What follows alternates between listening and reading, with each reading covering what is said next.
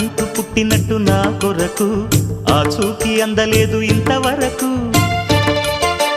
వచ్చింది గాని ఈడు ఒంటి వరకు వేధించలేదు నన్ను జంట కొరకు చూశాక ఒక్కసారి ఇంత వెలుగు నా వంక రాను అంది కంటి కునుకు ఈ అల్లరి గారడి నీలీల అనుకోనా నీ పేరు ప్రేమ అవునా ఇవాళే నిన్ను పోల్చుకుందా